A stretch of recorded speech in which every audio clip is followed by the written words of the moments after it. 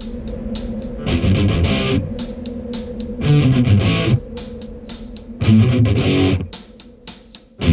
and welcome to this week's episode of the Goodrum Show with me, Chris Goodrum. As per usual, big thank you to everybody that watched the last episode of the show, liked, commented, all that kind of stuff.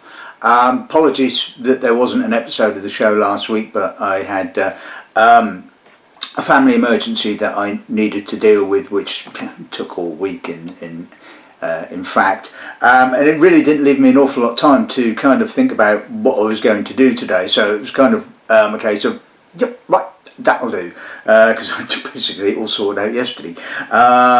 So anyway, it's going to be a fun show, no matter what I do, I hope.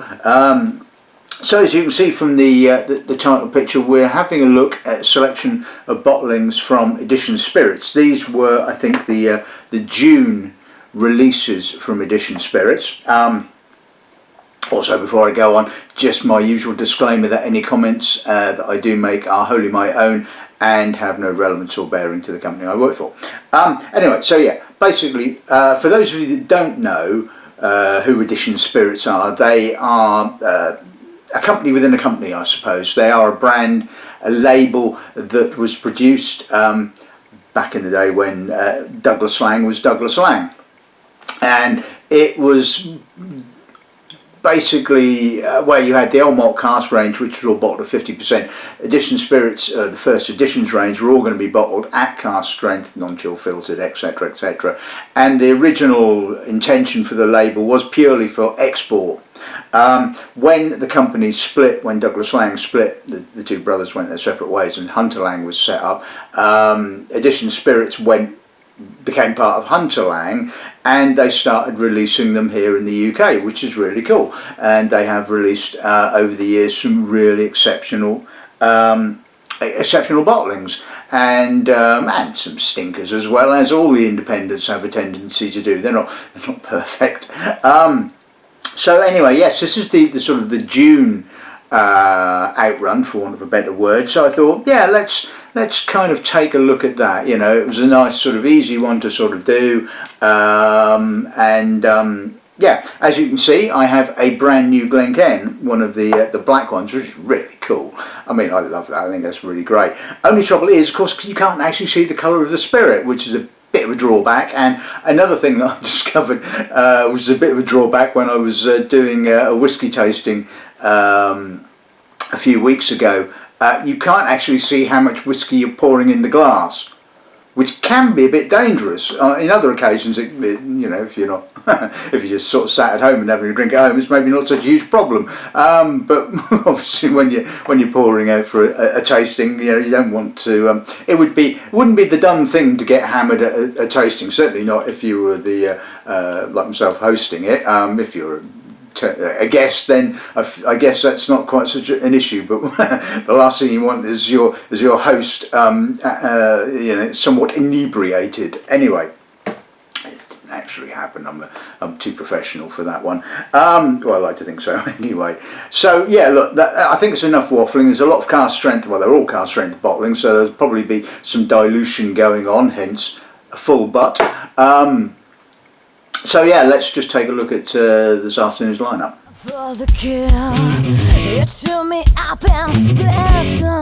Right, so we're going to kick off with a 13-year-old Mortlach. This was distilled in June of 2007, bottled like all of these in this year. It's been matured in a wine cask, don't know what type. Hopefully we'll find that one out when we get to taste it. And it's bottled at 54.5%. Second bottle we're looking at is a 10-year-old Blair Athol. This was distilled in, the cask number for the Mortlach, if you like to know these things, is HL18664. So yeah, coming back to this one, Blair Athol, 10 years old, bottled at 50.1%, distilled in September of 2010, sherry butt finish, cask number HL18378. Third bottling we'll be looking at is one of my favourite distilleries. Oh yeah, it's a Jura. Yeah, I told you. So it's a 14-year-old Jura, again a sherry butt finish. It was distilled in March of 2007, bottled this year at again 50.1%. Yes, that is 50. Just checking that actually. Yeah, they're both 50.1%. Just thought I'd check just to make sure I hadn't made a mistake there. Then on to the Hoopy Glencairn glass. This is a 15-year-old Orkney. One imagines Highland Park. Don't know why it was sold with the caveat of not revealing the distillery. Doesn't make a great deal of sense, but never mind, doesn't really matter as long as the juice is alright, I suppose, isn't it? So this is a 15-year-old Orkney. It was distilled in May of 2006 and it's a single refill bourbon hoggy at the not inconsiderable ABV of 62.8%, which is really impressive for a 15-year-old, it has to be said.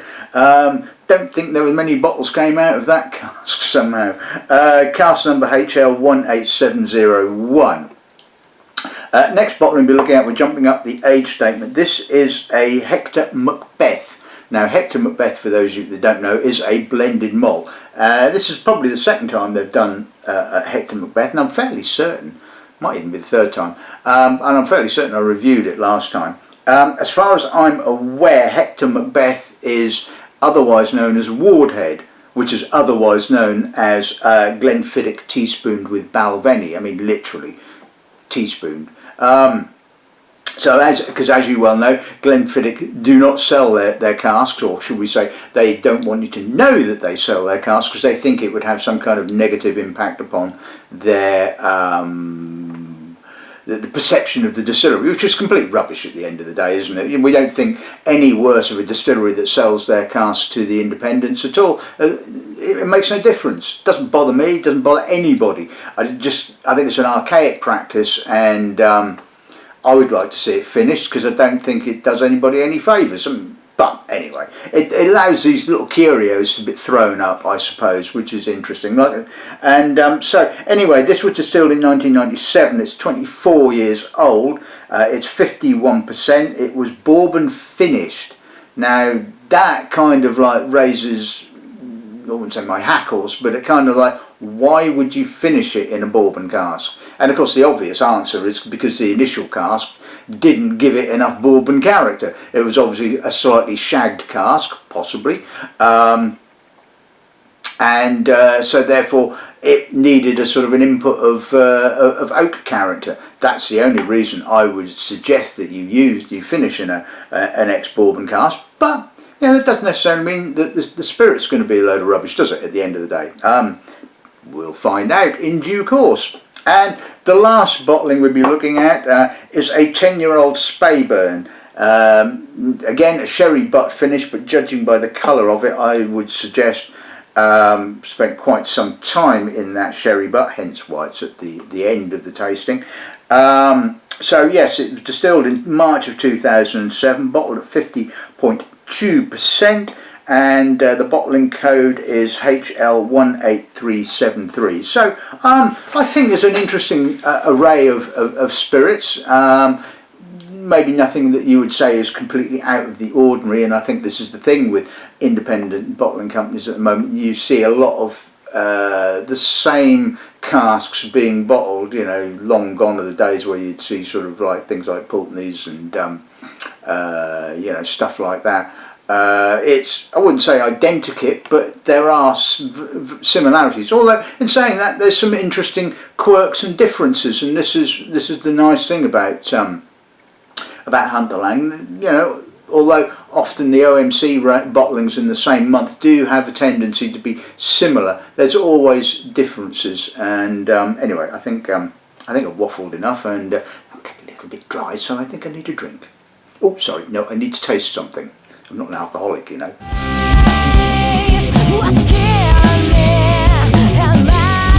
okay, so let's kick off with the 13-year-old Mortlach, wine cask matured. Dense, honeyed, initially says Sauternes to me. It's got that kind of grapey Sauternes honeyed sweetness.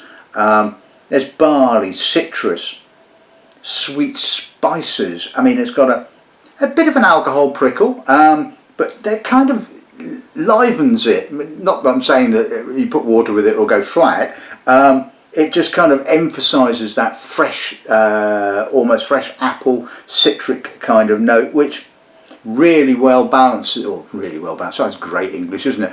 Balances well. I can't even speak English, and I haven't even had a drink yet. I mean, good God. Anyway, so yeah, so it's got a lovely balance. Alcohol is keeping the honey notes in check, and along with a little bit of keeping the oak in check as well, because it's got a reasonable amount of vanillin as well. But yeah, that's absolutely lovely. I'm getting a little bit more warm toffee, sort of, yeah, kind of toffee. Yeah, definitely toffee. Let's see what pass on.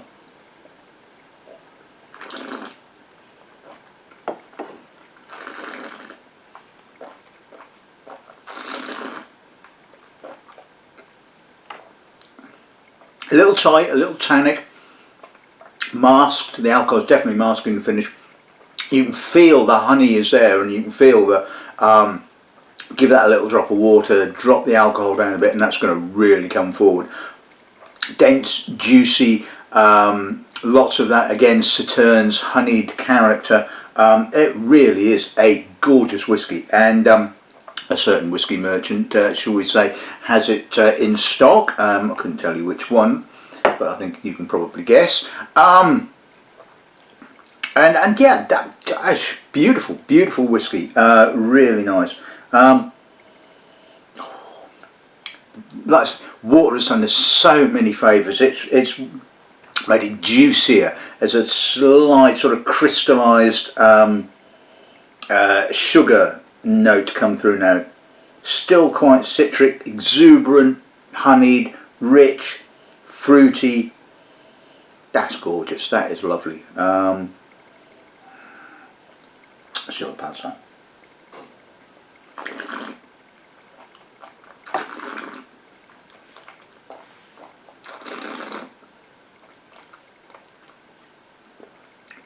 Just as I suspected.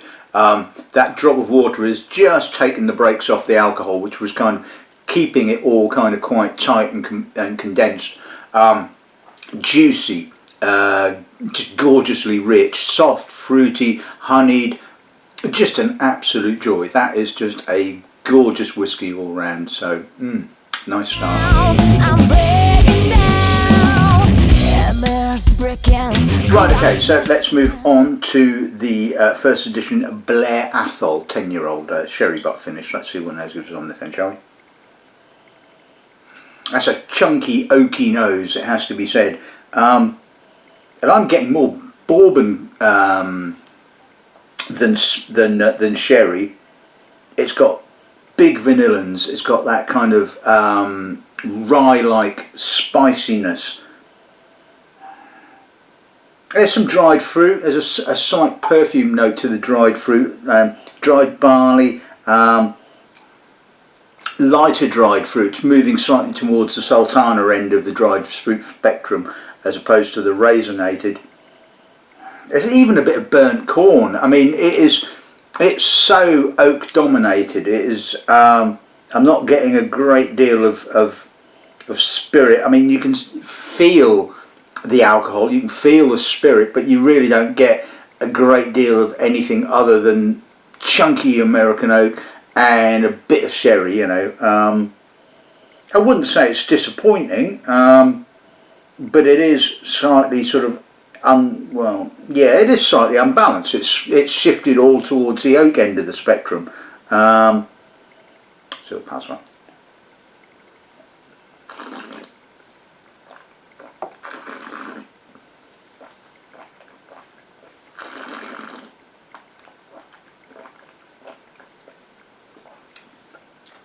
It's soft, it's full, again it's very, very oaky.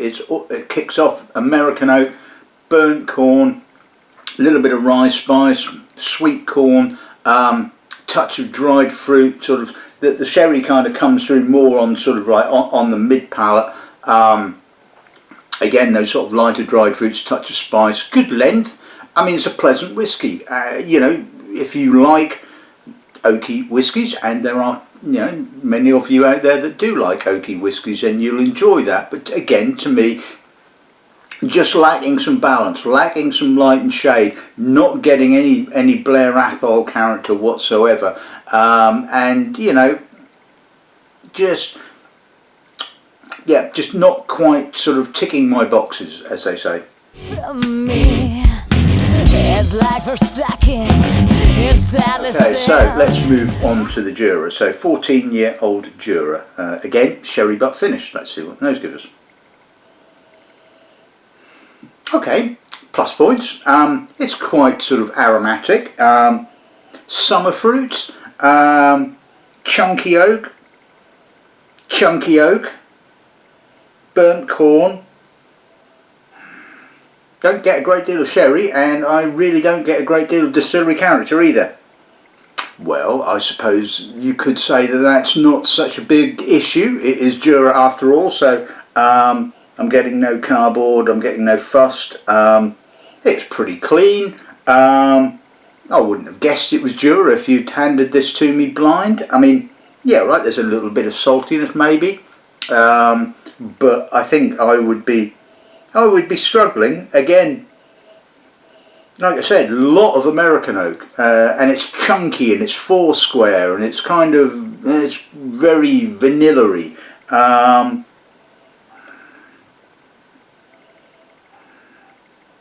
Let's see what that's like.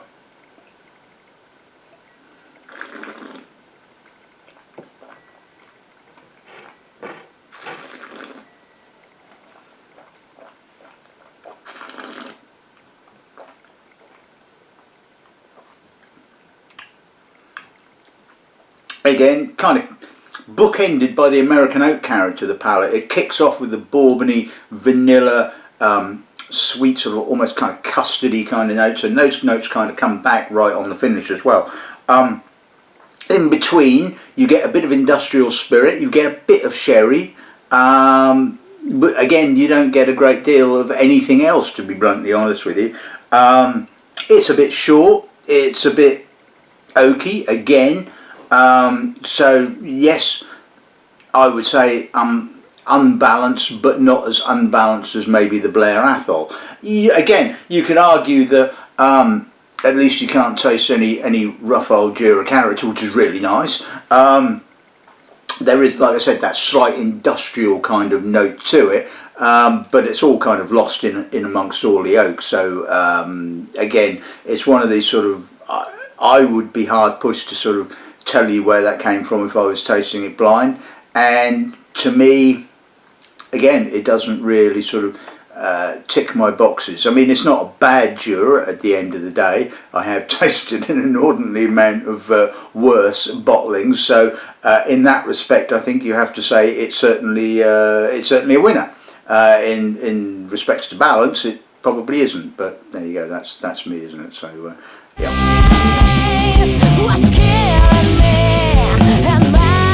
Right, okay, so let's move on to, yeah, there is some juice. There is some juice in the glass. Let's move on to the Orkney. 15-year-old Orkney, bottled at 62.8%. Let's see what those gives on this end, shall we? That's quite heavily peated for Highland Park. It's herbally, it's manurey, it's ozony, it's fresh, it's intense. A little bit of citrus, white fruit, bit of heather. Yeah, that's pretty damn good. But it is, like I said, it is pretty heavily peated by Highland Park standards. I would imagine that, you know, this would be one of those casks that would get all vatted in and in essence kind of lost in the mix. I mean, it's certainly, you know, not as heavily, I mean, the distillery bottling is certainly nowhere near as heavily peated as this is. So it's an interesting anomaly. There's a bit of sweetness there, there's a bit of barley. Yeah, not too shabby, I think. And again, you know, that's praise for Highland Park, considering, well, you know, the state of the 12-year-old anyway. Although I've not tasted the 12-year-old in years, but I've not kind of like felt the desire to kind of go back there. Maybe I should, I suppose, but anyway. Let's see what the past one.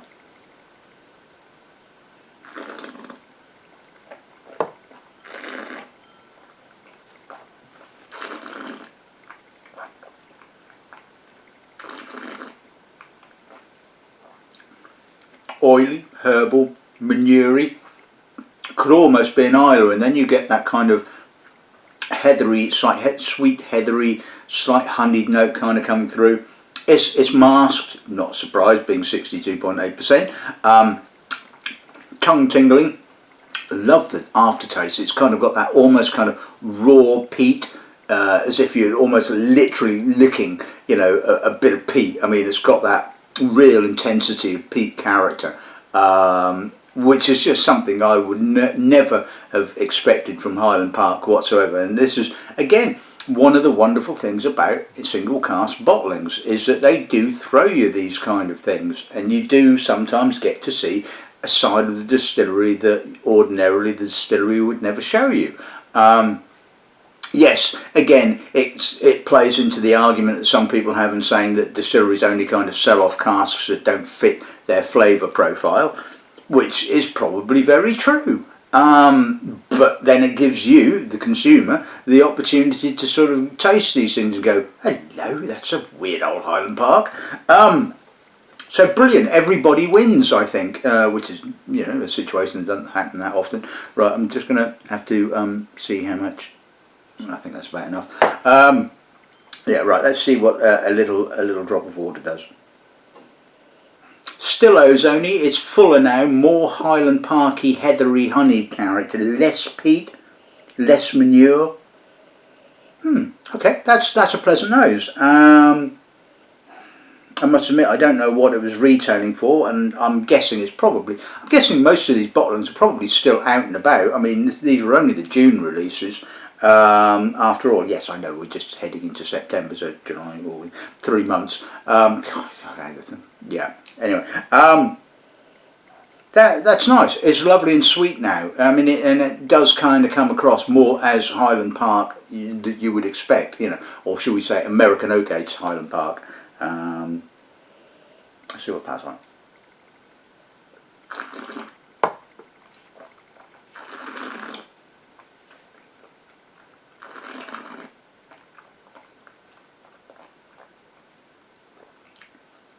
Yeah, pleasant, honeyed, Highland Parky, heathery, less peat, less citrus. A bit simpler, I would say. And, you know, again, like I said, I don't know what it retails for, and I forget what the cost price was, but I remember when I was evaluating it, I did think it was possibly a little bit expensive for what it was. But that was only really from a kind of comfort point of view, I suppose, rather than a sort of like an overtly sort of critical point of view. And but yeah, it's nice. I mean, certainly neat. It's a lot more fun at the end of the day. Whether you can sort of cope with drinking 60-odd% ABV whiskey, of course, is another matter. But it's certainly a hell of a lot more fun than it is when you stick some water with it. So yeah. Good stuff.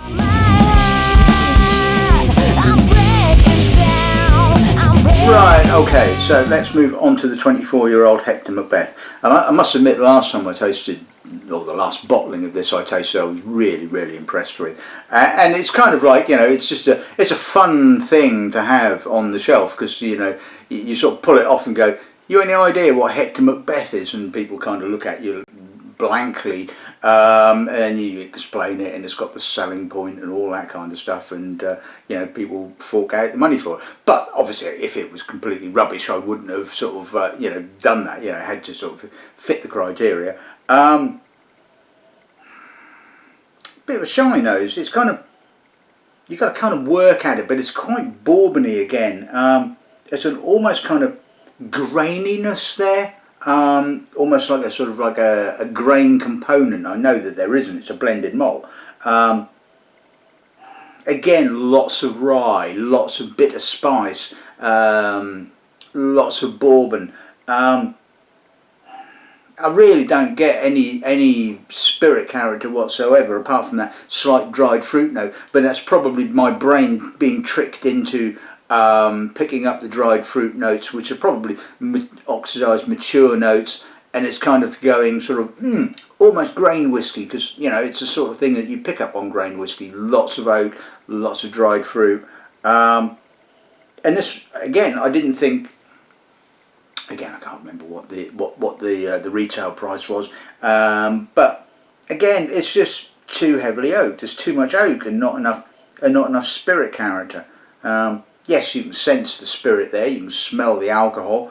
I don't mean that in a derogatory way, but you can obviously smell that. But again, it's just far too oaky. Let's see what the pass on.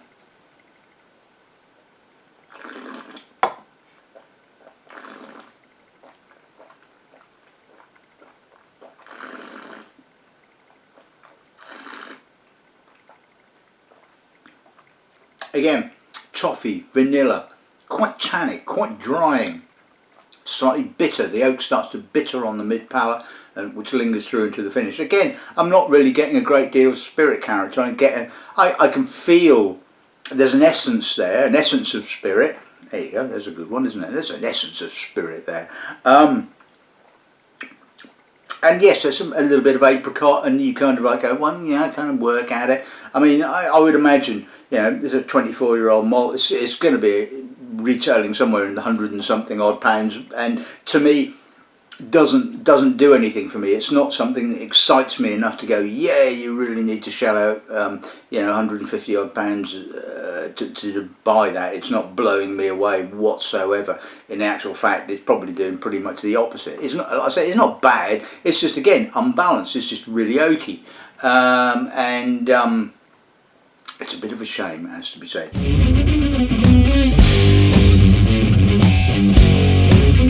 Right, okay, so let's move on to the final whisky of the day, which unfortunately is not a peated one, which is a bit of a shame, but there you go. It is indeed a big, well, we'll tell. Yeah, alright, we'll find out whether it's a big sherry monster. Well, it's obviously a big sherry monster. It's coming at the end, isn't it? It's a big sherry monster. It's an unbridled, huge, monstrous, dried fruit, walnut, treacle, tar, spice, and that's it. Again, no distillery character. It's just huge, and you know what I'm like with these kind of things. It's clean, all right. It's clean. There's no sulphur, no blemishes. There's those of you out there who obviously love your sherry malt. Excuse me. Oh, that's the ward head getting back at me, I think. It's, you know, it is what it is at the end of the day, isn't it? Let's see what the pass on.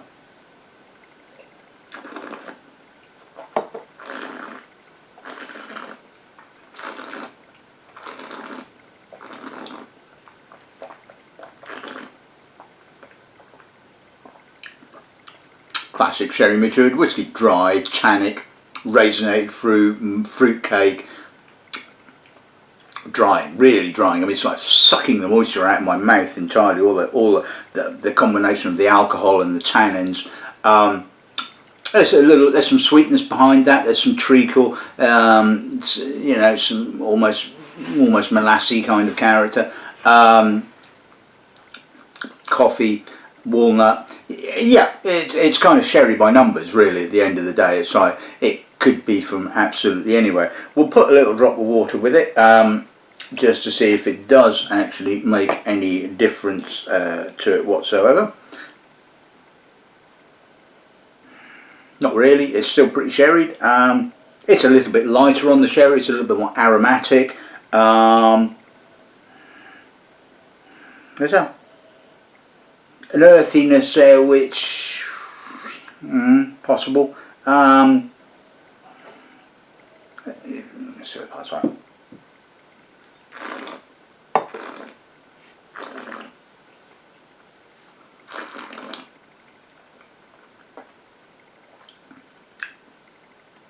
Again, dry, quite tannic. Finishes a little bit juicier, I suppose, but it is what it is. It is a big sherry monster, and yeah, I'll pass on that. Right, okay, so let's sum today's episode of the show. Well, I think a bit of a mixed bag, really, from this series of releases from Edition Spirits. Certainly, I thought the Mortlach was absolutely gorgeous. Loved that. Really ticked all my boxes. Beautiful balance. Loved the wine cask notes, and it was interesting that same time the Old Malt Cask releases had a 13-year-old Mortlach wine cask finish, and you know, I thought, okay. And when I tasted them, they were completely different. I mean, the OMC bottling was almost tasted like it had been finished in an Alsace wine cask. It had that almost kind of Pinot Gris, Pinot Blanc kind of character. This was more, I would say, Sauternes cask, and absolutely gorgeous. The Blair Athol, yeah, like I said, it was kind of, this seemed to be the theme for today of oak, and you know, excessive oak, it has to be said. The Blair Athol, too oaky, not enough of Blair Athol or distillery character, and the same could be said, exactly the same of the Jura. Again, far too much oak, no Jura character, which, like I said, is probably not such a huge issue at the end of the day. But again, just sort of pretty much unbalanced. The Orkney wasn't too bad. I kind of think it was, I have a feeling it was probably slightly overpriced.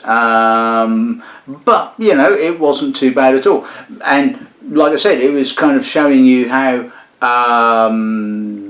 yeah, the distilleries, single cask from distilleries can differ quite considerably from what they would sort of present to you as a distillery bottling, and it's always nice to have that kind of view. The Hector Macbeth, well, it kind of summed up my suspicions right from the word go when I saw the fact that it had been bourbon finished, and I think the problem was that the finishing cask was probably first fill, or if it wasn't first fill, it was a very active cask, because it's just basically shoved a huge amount of vanilla into that spirit, and it obviously didn't have enough oak character to kind of start off with.